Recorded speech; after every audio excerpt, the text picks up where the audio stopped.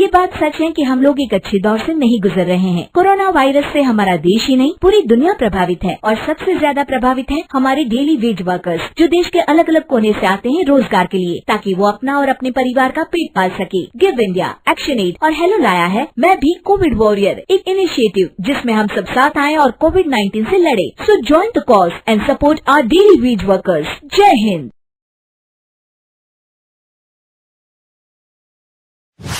रजनी को बचपन से ही पेंटिंग का बहुत शौक था।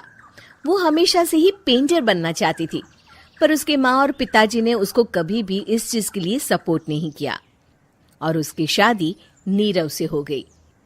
नीरव रजनी को बहुत प्यार करता था, पर रजनी हमेशा चुपचाप ही रहती। वो इस शादी से खुश नहीं थी। वो ये शादी नहीं करना चाहती थी। उसे तो हमेशा से पेंटर जो बनना था। अपने इस सपने को वो नहीं पूरा कर पाई, इसलिए वो हमेशा उदास रहती थी।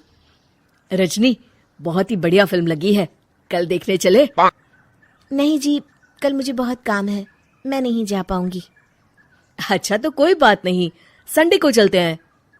देखिए, मुझे फिल्म देखना पसंद नहीं है। आपको जाना है तो चले जाइए। नीरव को मना करके रजनी वहां से चली जाती है और अपने बैग को खोलकर उसमें बंद पड़े ब्रश और कलर्स को देखकर रोने लगती है। रजनी, चलो ना कहीं बाहर खाने चलते हैं, कुछ तुम्हारी पसंद का। जी, मुझे नहीं जाना, मेरी तबीयत ठीक नहीं है।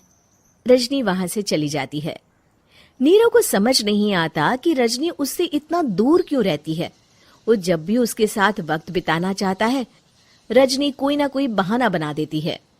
एक दिन घर पर कोई नहीं था। रजनी घर का सारा काम जल्दी से खत्म कर लेती है।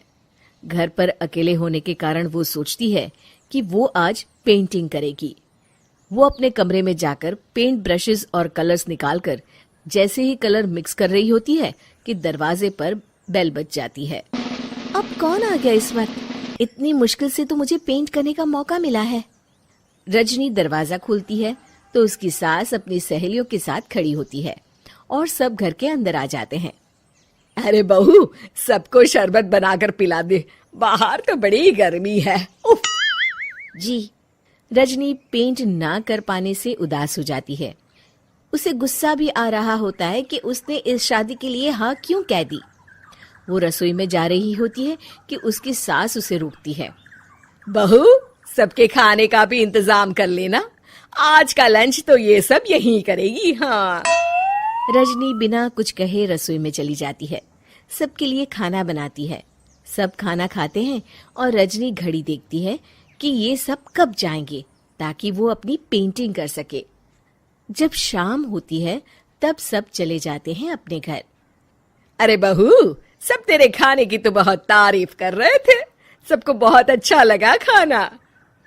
आपको मुझे सुबह बताना चाहिए था ना कि आपकी सहेलियां आ रही हैं।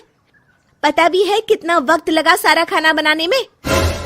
अरे बहू, तू ऐसे कैसे बात कर रही है मुझसे? तो और कैसे बात करूं? मैं इस घर की कोई नौकरानी नहीं हूं कि इतना काम करूंगी। रजनी अपने कमरे में जाकर दरवाजा बंद कर लेती है। शाम को जब नीरव आता है तो उसकी माँ उसे पूरी घटना के बारे में बताती है। क्या रजनी ने आपसे इस तरह बात की माँ? हाँ, और पता नहीं उसे क्या हो गया है, शाम से बाहर भी नहीं आई है। मैंने तो कई बार आवाज दी, खाना भी नहीं खाया उसने। तू ही बात करके देख ले बेटा। नीरव अपने कमरे का दरवाजा खटखटाता है। रजनी, दरवाजा खोलो, मैं हूं। रजनी दरवाजा खोलती है और फिर वापस जाकर अपने बिस्तर पर लेट जाती है। रजनी, माँ से बात करने का ये क्या तरीका है? मैंने कोई गलत बात नहीं की है। अरे तुम क्यों ऐसे बर्ताव कर रही हो सबके साथ? क्या तुम इस शादी से खुश नहीं हो? रजनी कुछ नहीं बोलती। अरे बताओ मुझे रजनी, क्या ये शादी तुम्हारी मर्जी के खिलाफ हुई है? हाँ, मैं ये शादी कभी नहीं करना चाहती थी। तुमसे क्या, मैं किसी से भी शादी नहीं करना चाहती थी। रजनी रोने लगती है। चुप हो जाओ रजनी, बताओ मुझे, तुम क्यों नहीं करना चाहती थी शादी?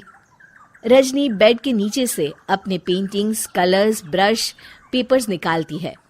इतने में उसकी सास भी कमरे में आ जाती है। ये देख रहे हो, ये थे मेरे सपने। मैं पेंटर बनना चाहती थी, पर माँ पापा ने कभी सपोर्ट नहीं किया और मेरी शादी करवा दी। मेरे सारे सपने टूट गए। हर वक्त बस गुस्सा आता रहता है मुझे। मैं जानती हूँ कि आप लोगों की इसमें कोई गलती नहीं है, पर मैं क्या करूं, मुझे समझ में नहीं आता।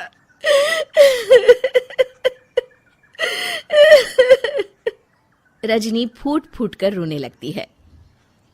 मुझे माफ कर दीजिए, आप दोनों के साथ मैं बहुत बुरा बर्ताव कर रही हूँ। अरे रजनी बेटा, चुप हो जाओ तुम। नीरव पानी लेकर आता है। ये लो पानी पियो और शांत हो जाओ। रजनी पानी पीती है और उसकी सास पेंटिंग्स देख रही होती है। अरे नीरव, हमें तो पता ही नहीं था कि हमारी बहू कलाकार है। अरे कितनी अच्छी पेंटिंग्स बनाई है, देखो तो। ये वाली तो मैं अपने कमरे में ले जाऊंगी।